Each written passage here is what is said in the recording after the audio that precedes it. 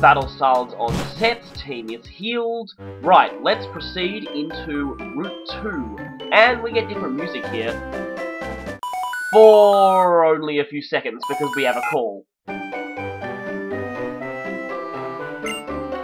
Oh, hey, it's, Mom. Hi. Are you calling to say you bought something from me? Oh, wait a minute, that's the wrong game. Just... calling to ask how things are, yeah. This is actually... I find this surprisingly true to real life, actually. But, wait, why is she hanging up now? That's weird. Oh, okay, she's here. Yeah, phones in the Pokemon series tend to not work when you're standing right next to the person. I know back in Gold and Silver, when you tried to call someone when you were standing near them, it'd give you a message saying, just talk to them. But thankfully...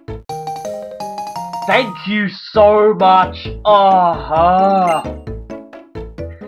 Oh, these things are so useful.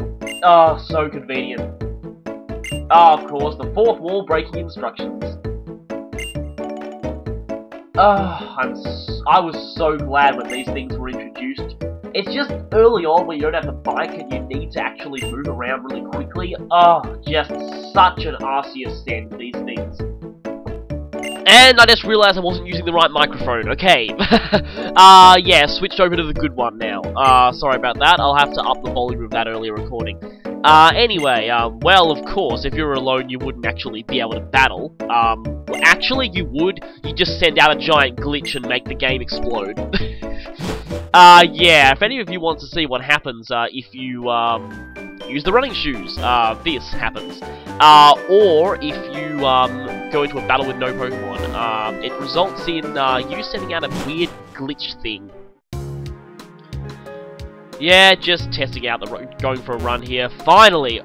Feels such a relief to finally have these things. No more slow plodding. Anyway, back to Route 2. Yes, of course, not being able to run from trainers. Now, this thing might intrigue you. Yes, this is, in fact, a Strength Rock. Yeah, Strength Rocks are huge in this game. Of course, we're not able to move it now. The only thing that's behind is an item, really. But the interesting thing is, we might actually be able to move this right after the first... Oh, come on, the first step? Seriously? Okay, this route. Okay, here's a level 4 Lillipup. Now, we've already got a Lillipup and a level 4 one at that. However, level 4 is not the highest level Lillipups appear at on this route. Oh, hey, an item. Another potion, always nice, especially given that we're about to start battles. First step and the last step. Really? Yes, as you can see there, that Patrat is considerably higher than level 4.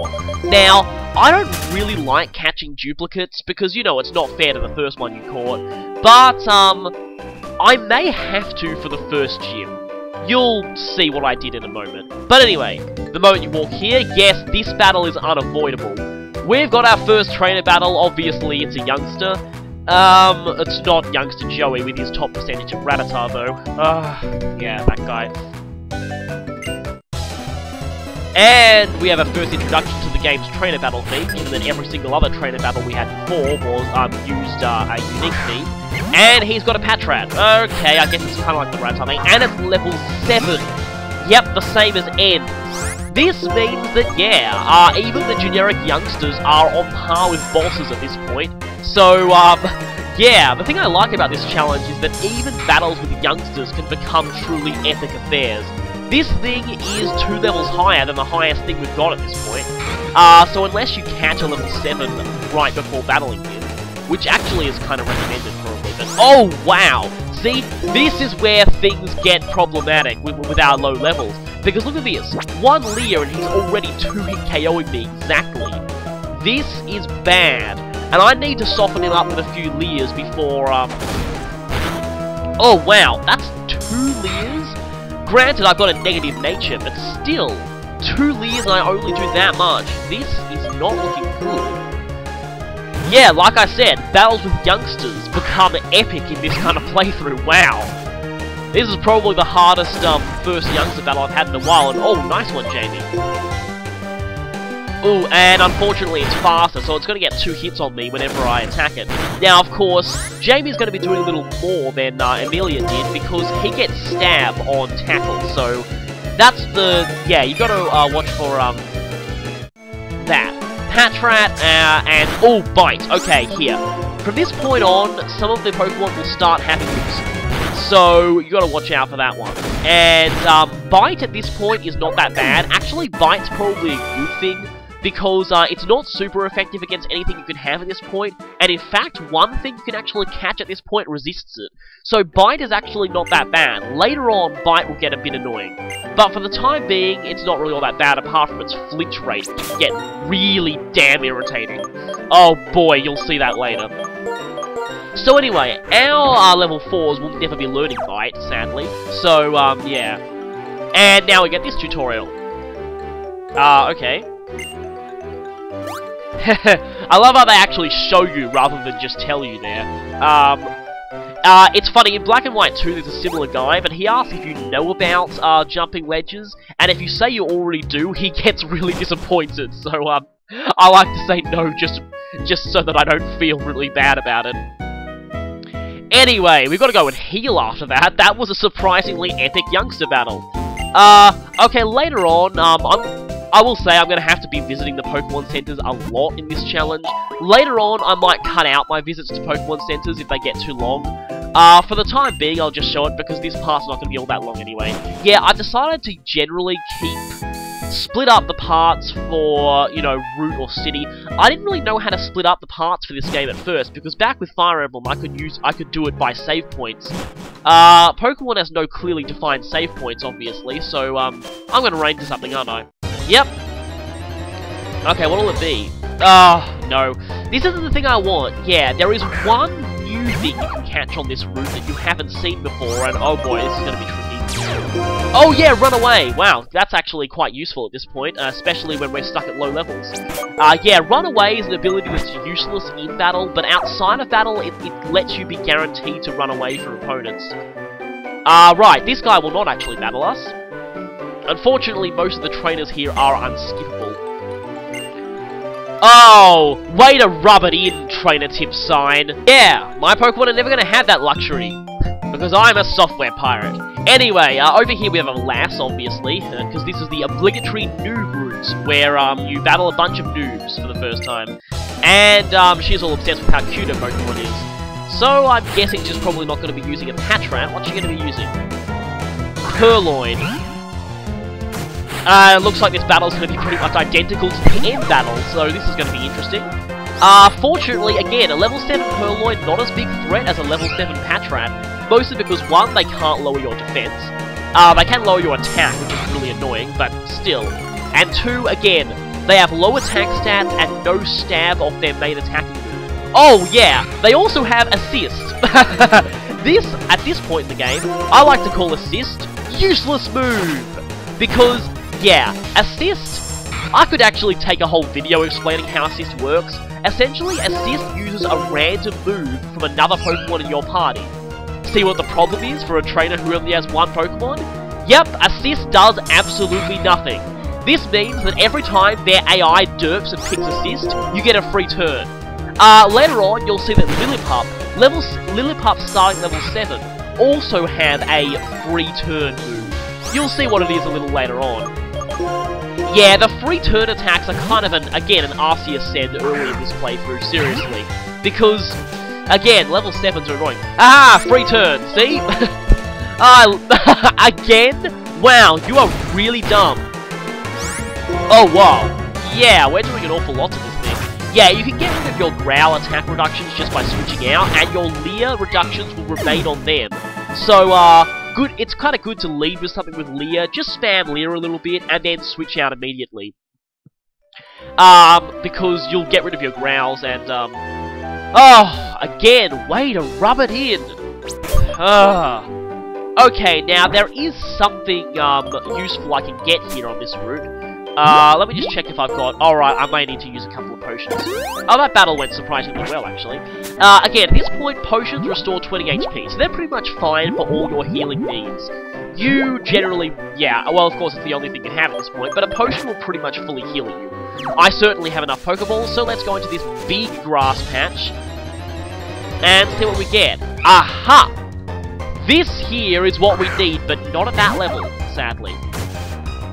Yes, you can find Purloins at this point in the game. Runaway really helps against them because they're pretty fast, and you probably wouldn't be able to escape them if it weren't for that ability. Right, I need to run around here until I catch a Purloin, and hi Lillipup. Ooh, level 7.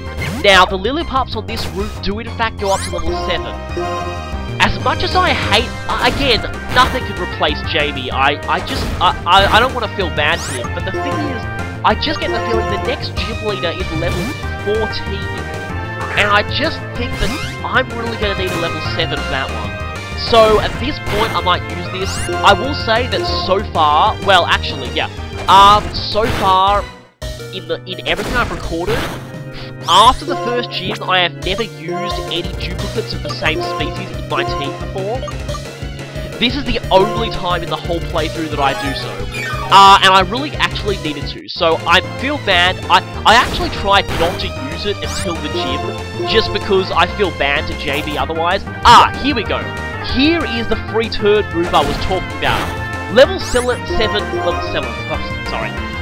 Lillipups have Odor Sleuth. Now what Odor Sleuth does is, it resets your Pokemon's evasion stats, gets rid of any evasion boosts they will have attained, through moves like Double Team or Minimize. See the problem? At this point in the game, nothing can learn Double Team or Minimize. And yeah, even Sand Attack, that's accuracy, not evasion.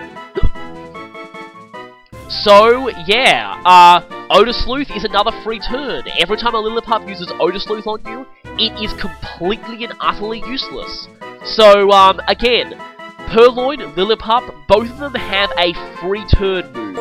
And early on in the game, that's actually pretty useful. Purloins won't remain a free turn for long. Lillipups, on the other hand, yeah, whenever you see a trainer with a Lillipup up anything above, like, level 5, yeah, it's kind of a nice breather because, yeah, they'll occasionally not be able to do anything. Now, I named my second one Crimin, of course, after, well, the same theme naming as my first, so, if you get the first, you'll get the second. And, yeah, notice how much better stats this one has. Of course, it's also got the useless move. Doesn't have pickup, though. It's got Vital Spirit? Really? Yeah, now Lillipup loses both of its abilities when it evolves. They become different ones, so neither of them really matter in a main playthrough. Up on this cliff, we have a potion and a Pokeball. Those were the two items that we could see back in Accumula Town from the lookout, so good thing we were able to get them. They're really annoying if there was a cut tree in the way and you couldn't actually get them at this point, but anyway. Right, now I'm leading with my Runaway Pokemon, just so I can do this. Yeah, Runaway, it's always been useless in battles. Now, this generation did actually go and make a few of the useless in battle abilities actually useful for battles, like Pickup. You'll see Pickup's effect, new effect later. But, and like, other things like Stench, I believe Stench now has the in-battle effect. Yes it does, I actually know for sure that. Runaway still doesn't. You know what I think? I think Runaway, the Runaway ability, should make it so that you're able to switch out of trapping abilities like Arena Trap. Don't you think that would make so much sense? It would give it an in-battle use, and it actually fits with the ability's name. Runaway lets you escape any wild battle without fail. So I think really in trainer battles, what Runaway should do is, yeah, this is where you kind of need a Runaway Pokemon actually. In trainer battles, yeah, I still propose, Game Freak, if you're listening to this, Runaway. Make it so that in battle, it lets you escape from trapping abilities or trapping moves. Again, that would just make so much sense. Anyway, sorry to go off on a tangent there. Now, yeah, here, normally, I'm going to cut out any superfluous wild Pokemon encounters later on. At this point, because this part is so short, I'm just going to use this as an opportunity to keep talking. When I don't need to talk about stuff, I'm going to cut these out. Now, of course, much of this playthrough is going to be spent catching the perfect wild Pokemon. Because, of course, I can't grind. That's both good and bad. The good news is that, oh yeah, I'm looking for a Purloin. I can't believe I didn't realize I was doing that. Okay, Purloin and level 4. Damn it. I believe 7 is the highest they go up to on this route, so I need one at 7. And, Or I'm just catching this level 4 one. Oh, that's why. According to my, sources, the purloins in this route only go up to level 5 anyway, so, oh, wow, nice! That was close. So anyway, yeah, purloins here only go up to level 5, so I was thinking, close enough. Purloin is not really going to help me, very much, or so I thought at this point. You'll see. But basically, as an attacker, purloin kind of sucks, and it's actually not a particularly great Pokemon, really, but, it's got Growl. Really, that's the best thing it has going for it at this point, because, again, you don't want to rely on assist. Oh, yeah. I remember that, as much as I don't like the anime from straying away from game mechanics, I remember that there was one anime episode that actually did realistically show the viewers just why it's not a good idea to spam assists. I believe it was a double battle, and their partner got frozen, so they tried to spam assist, hoping to get Ember and thaw it out, and they ended up getting a whole bunch of other moves and just making things worse. Yeah, perfect illustration of why assist can cause some pretty serious problems. Although, assist does have some actual, valid tactics you can use with it. Most notably abusing its, the fact that it's always a neutral priority move, so it means that you can actually use it, in combination with Pokemon in your party that only know Roar or Whirlwind, and you can just spam that and just do priority Roars and Whirlwinds. Of course, Prankster Riolu is now better at that, so I guess that tactic's now moot, so... I guess that gets rid of any value assist had, but, I'll actually probably start talking about assist in more detail later. There's actually a lot I can say about that move. It's kind of interesting how it works. But for the time being, wait a minute. Does assist get Prankster boosted? I know that Copycat does, but does assist get it? I don't know. Alright, anyway, back to, the main subject of the video. So basically, okay, that route. I can say right now, the kind of stuff you get there is, Patrat and Lillipup both go from level 4 to level 7, and Purloin goes up to level 5. So that is the highest you can get things at this point, and you got Unburden. That could actually help out later on. You'll see. Oh yeah, I forgot to explain the name. Cutpurse. Apologies for the pun. That is actually a Ni no Kuni reference. I believe, funnily enough, that game also has a type of enemy that's based off a cat that steals things. Of course, that one upgrades into a pirate cat, so I guess it's kind of different. But one of the, I believe, either that is the name of one of the members of that family, or it's one of the suggested nicknames for those things.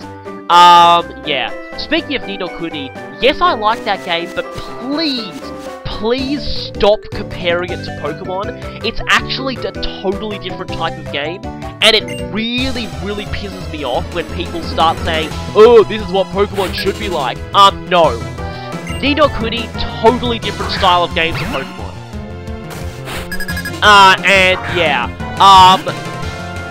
the whole familiar system is actually nothing like the way Pokemon work either. It in fact has more in common with Final Fantasy XIII 2's Tameable Monsters system than anything really. Yeah.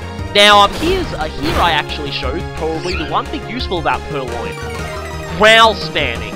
Now, by spamming Growl, you can lower the attack of your opponents quite considerably, to the point where they're barely a threat to you. This is actually invaluable a little later on, and you will see why. Let me just say this right now, if it weren't for this tactic, I don't think I would have ever been able to progress past the first city in this playthrough. It's actually surprisingly useful. Now, when an opponent uses Growl on you, you can just switch out and get rid of those stat changes. Of course, since opposing trainers never switch, barring completely...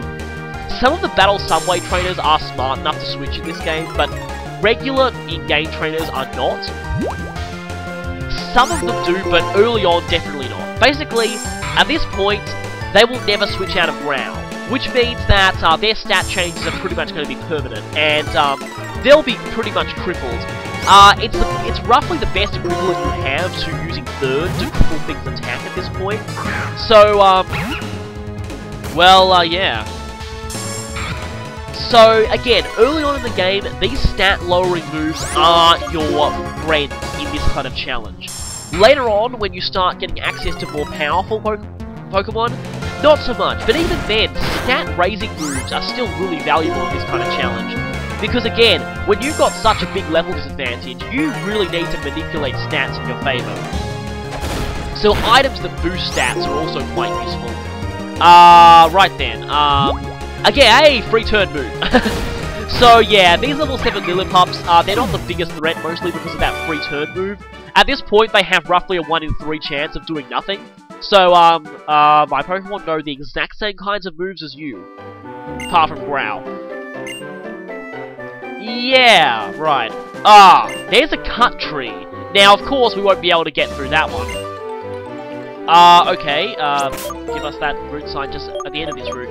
Right, now before you head upwards, you want to make sure your team is fully healed and ready. Because when you go up here, this is gonna happen. Oh, hi, Bianca. Why am I looking the wrong way? Yeah, thanks, you turned into Navi there. But, yeah, and there's no saying no to this. So, yes, by the time you get to the top of this route, be sure you are healed and ready. Because if your team is too badly beaten up, yep, this is gonna happen. Okay, Bianca, please don't get a critical against me this time. Alright. Time for Bianca round 2. Okay, that was surprisingly early, actually. So, the second battle against Bianca, she leads with a Lillipup. Yeah, she presumably caught this one back on Route 1. It is only level 6, so, it's a little weaker than the others. Now, I forget whether this one has Odosloop or not, but, yeah. Stab Tackle actually really hurts at this point in the game, so, you gotta watch out for that. Okay, I guess I'll send in Staring Mary for the moment, because, my Growl tactic was not working when you were very badly mauling me. Oh, nice one. I get 3 hit KOs by that, I believe. And not anymore. Okay, I believe the next tackle is gonna KO me. This may not be good. So, I'm gonna just go cut your defense a little bit there. Yeah, probably want to switch here. Again, here's the reason why I like Snivy this early, because it's got good defenses, so it's a nice safe switch-in on things like this. Presumably safe switch-in. Okay, I hope it doesn't take too much. Oh, wow, that is nice. Nice, good. Very good. We're, being defensive enough. Okay, and Snivy's main strategy here is to just be as defensive as possible and use your high defense and survivability to spam Leers. After this happens, we get one of our normal types with their Stab Tackle to take you out. And yes, you do have Odosloop. That's great. So yes, again, 1 in 3 chance of them not doing anything to you. So yeah, early Lillipups and Purloins, they can be quite helpful with their free turn attack. Another tackle. I can probably take this one. Yes, I can, but I can't take it anymore. Gotta get out of there. Now, I could just use McCribbon and just totally destroy... Actually, I'm gonna do that. But yeah, this is a boss fight. Anything goes. I don't want to really be, I don't really like using this one, I'll be honest. Because again, just my first one is just, I don't want to use Pokemon, obviously. This isn't Colosseum, and that is not a shadow. But anyway, yay, free item healing! I love it when that happens. Okay, don't use Odosloop myself, because that'd be really dumb. See? Yeah, Stab Tackle. Very, very powerful. And next she sends in her starter. Her starter is now level 7. And at this point in the game, in an ordinary playthrough, this battle is ridiculously easy, because your starter should have learned their elemental attack at this point. Either Ember, Water Gun, or Vine Whip, I believe. And yeah, when that happens, then you can just totally destroy this thing. Now, in this kind of playthrough though, your starter never has access to their elemental attacks, which means that, well, theirs does, and that's going to be painful. Oh. Better get out of there. I really should get out of there.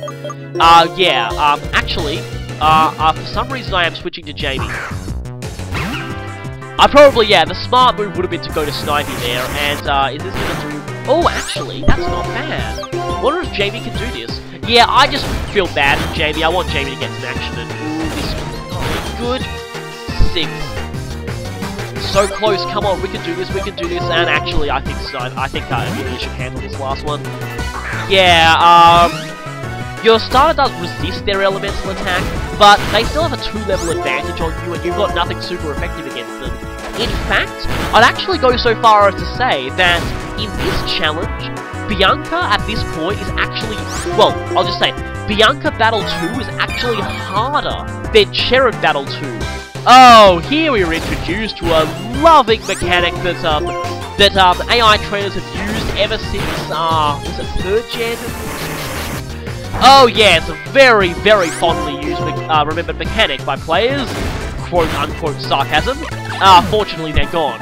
Yeah, from this point onwards, boss trainers are gonna be using items.